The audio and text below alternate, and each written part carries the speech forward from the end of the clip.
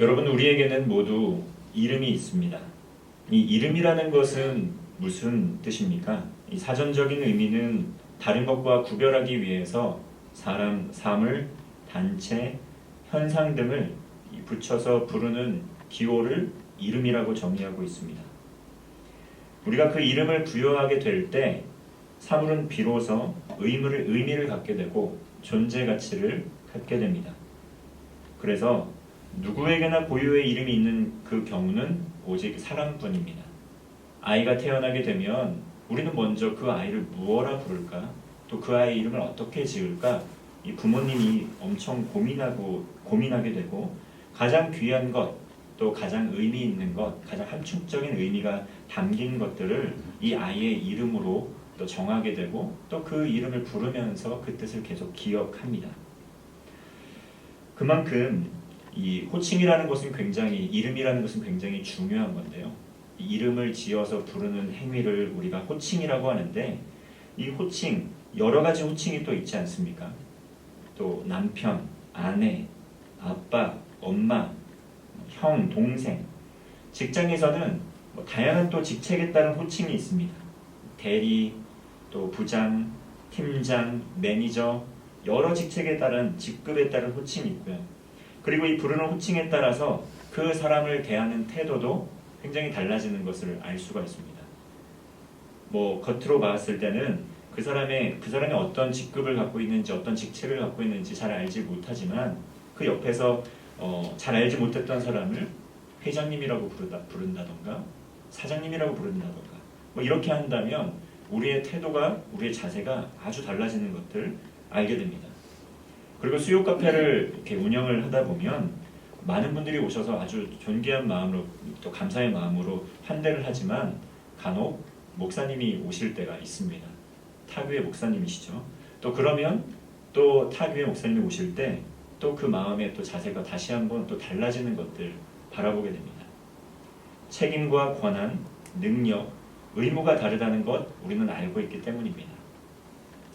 오늘 본문 말씀에서 예수님께서는 제자들을 향해서 너희는 나를 누구라 하느냐 이렇게 질문을 하십니다. 이 질문에 앞서서 사람들은 저마다 예수님을 다르게 이해하고 다르게 불렀습니다. 들리는 소문에 의하면 어떤 사람들은 예수님을 세례 요한이라고도 불렀습니다. 들리는 소문에 의하면 세례 요한이라고 부르니까 예수님은 세례 요한이신가 이렇게 이해하는 분들이 있었습니다. 세례 요한은 광야에서 낙타털 옷을 입고 허리에 가죽띠를 띠고 또 메뚜기와 석청을 먹으면서 회개의 복음을 선포했던 선지자인데 요단강에서 사람들에게 세례를 주기도 하였습니다. 그런데 헤롯 왕이 이 예수님께서 또 예수님을 보았을 때, 들었을 때 세례 요한이 다시 살아난 것으로 생각을 해서 저 세례 요한이 다시 살아났는가 보다, 환생했는가 보다 이렇게 생각을 했다라는 것입니다. 그리고 그의 고백이 소문으로 퍼지기 시작해서 예수님을 세례 요한이 다시 살아난 분이라고 이해하는 분들도 있었습니다. 또 일부는 엘리야라고도 했습니다. 말라기 4장 5절을 보면 여호와의 크고 두려운 날이 이르기 전에 선지자 엘리야를 하나님께서 보내주실 것이라고 예언을 하였는데 이러한 그 예수님의 모습을 보면서 엘리야인가 이렇게 생각하기도 했습니다. 유대인들은 엘리야 또 예레미야 이 모두가 죽지 않고 하늘에 올라간다고 믿었기 때문에 예수님을 세례 요한 또 더러는 엘리야 또 더러는 예레미야와 같은 선지자로 이렇게 믿었었습니다.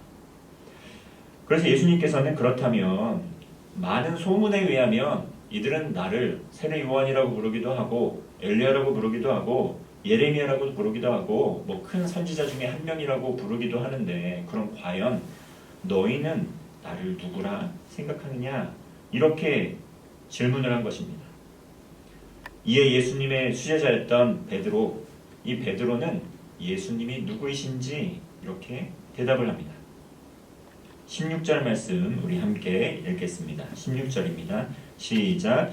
시몬 베드로가 대답하여 이르되 주는 그리스도시요 살아계신 하나님의 아들이시니이다. 아멘. 주는 그리스도이십니다. 살아계신 하나님의 아들이십니다. 이런 베드로의 고백이 있었습니다. 그리스도는 헬라어이고 또 이것은 메시아라는 히브리어와 같은 뜻을 가지고 있습니다. 우리가 흔히 부르는 메시아, 그리스도 이 두 가지 단어는 같은 뜻인데요. 모두가 기름 부음 받은 자라는 뜻입니다. 즉 하나님께서 이스라엘을 위하여 예비하신 그 기름 부음 받은 자, 또 왕, 또 다윗의 보좌에 영원토록 앉으실 그 왕을 부르는 말입니다. 이것은 예수님께서 오직 한 분 되시는 구원자 그리고 하나님의 아들이라는 고백이 담겨 있었습니다.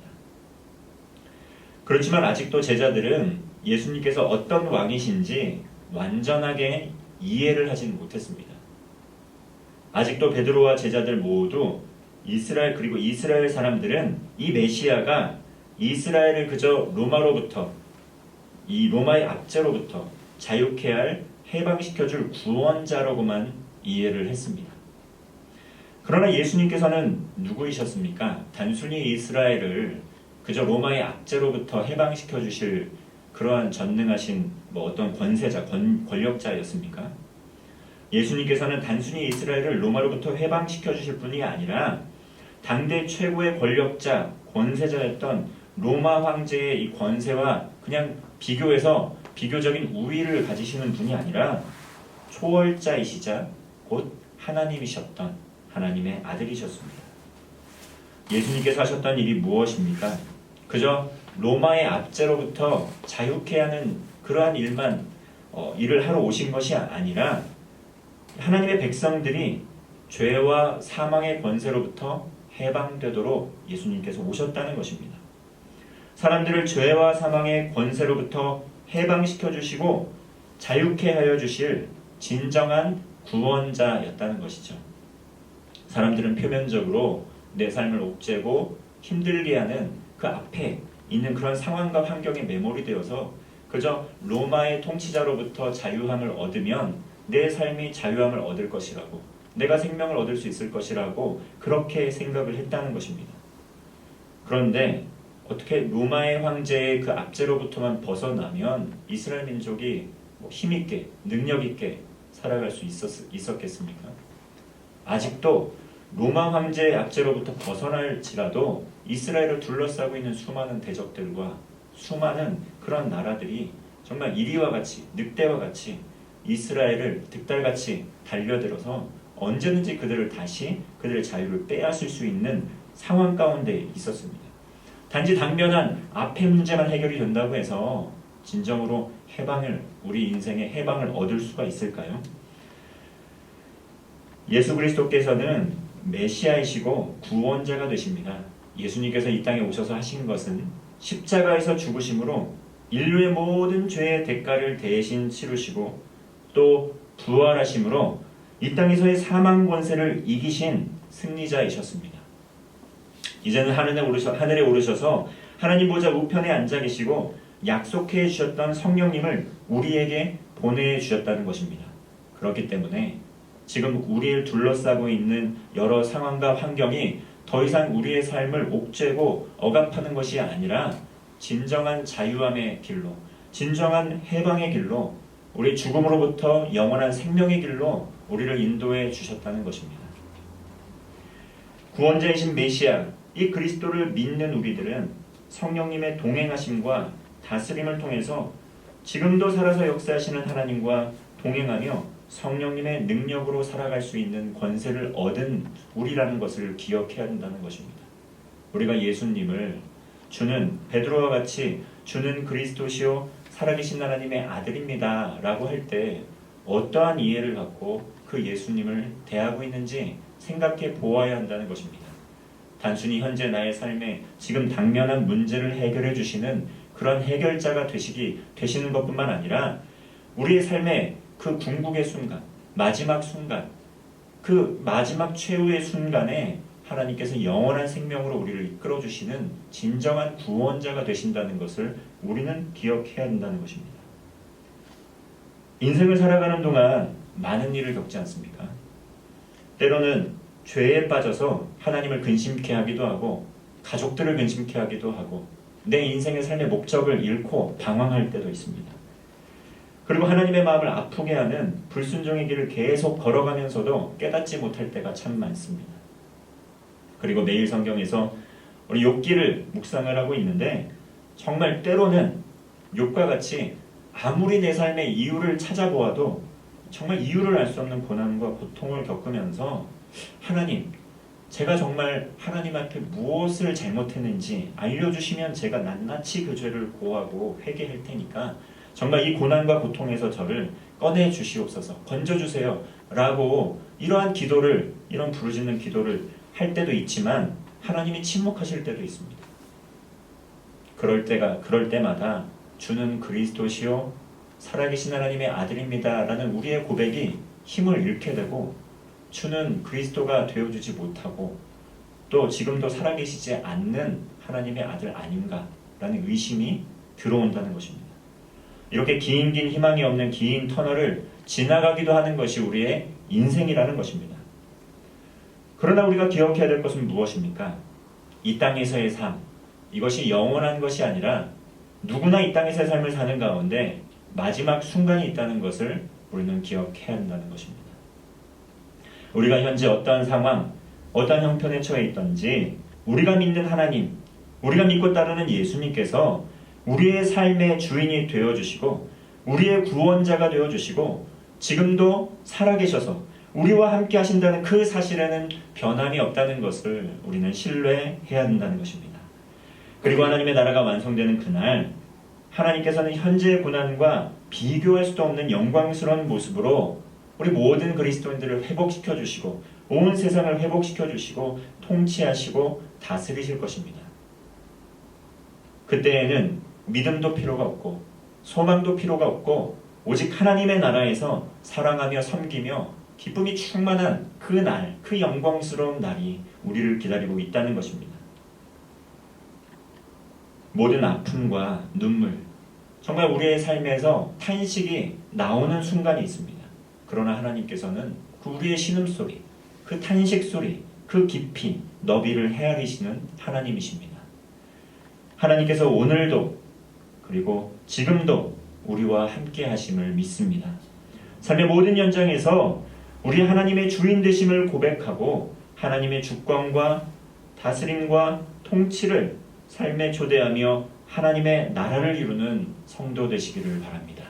날마다 하나님께서는 우리가 고통 가운데, 절망 가운데 있을 때, 슬픔 가운데 소망 없이 살아가게 될 때마다 너희는 나를 누구라 하느냐? 너는 나를 누구라 하느냐? 이렇게 우리에게 질문을 해오시는 것입니다. 베드로의 고백은 단순히 현재의 삶에서 현재의 고난에서 나를 끄집어낼 그러한 통치자 메시아로 고백을 했지만 우리는 이미 우리를 죄와 사망의 권세로부터 승리케 하시고 우리에게 승리를 주시고 이미 승리케 하여 주신 그 하나님의 능력을 고백하는 결말을 하는 이들로서 하나님은 나의 구원자, 나의 그리스도, 살아계신 하나님의 아들이십니다. 영원한 생명, 그것이 바로 지금 오늘날 나와 함께 하고 있음을 믿습니다. 라는 것이 우리의 고백이 되기를 바랍니다. 하나님께서는 그의 사랑하는 백성들, 자녀들의 손을 끝까지 놓지 않으시고 영원한 하나님의 나라 천국 가는 그날까지 힘을 주시고 능력을 주시고 일으켜 세워 주십니다. 심지어 우리가 느끼지 못할 때에도 언제나 우리와 늘 동행하셨고 언제나 우리와 함께 하시며 언제나 우리의 두 손 꼭 붙들고 계시는 분이 우리 주님이심을 기억해야 한다는 것입니다. 그 살아계신 하나님과 동행하며 나의 주, 나의 그리스도, 나의 구원자, 나의 임마누엘 하나님, 그 하나님께 하나님과 동행하며 영광을 돌리는 성도 되시기를 바랍니다. 기도하겠습니다. 사랑하는 주님, 주님께서 우리를 사랑하셔서 먼저 이 땅에 오시고 죄로 인해 죽을 수밖에 없는 저희들을 위해 십자가에서 죽으시고 모든 죄의 대가를 치루어 주심에 감사를 드립니다. 이제는 그 예수님을 믿는 믿음 안에서 죄와 사망의 권세를 이기시고 부활하신 그 주님을 우리의 그리스도시요 살아계신 하나님의 아들이라는 그 베드로의 고백이 더 깊고 놀라운 우리의 믿음의 고백이 되게 하여 주옵소서. 지금도 살아계셔서 역사하시는 하나님, 이 땅을 살아가는 그리스도인들에게 힘과 소망이 되시는 하나님, 어떠한 상황 중에도 어떠한 시련 중에도 하나님을 향한 시선을 거두지 않게 하시고 하나님 붙드신 그 손 꼭 붙잡고 믿음으로 걸어가는 우리의 삶이 되게 하여 주옵소서. 주는 그리스도시요 살아계신 하나님이라는 베드로의 고백이 우리의 산 믿음의 간증이 되게 하셔서 하나님께 영광 돌리는 삶 살게 하여 주옵소서. 이제는 부활이요 생명이신 예수 그리스도의 은혜와 크고 놀라우신 하나님의 사랑과 성령의 교통하심이 주는 그리스도시요 살아계신 하나님이라는 참된 믿음의 고백을 가지고 살아계신 하나님과 동행하며 삶의 현장으로 나아가는 모든 성도들의 머리 위에 아름다운 교회 위에 이제로부터 영원토록 함께하옵시기를 간절히 축원하옵나이다. 아멘.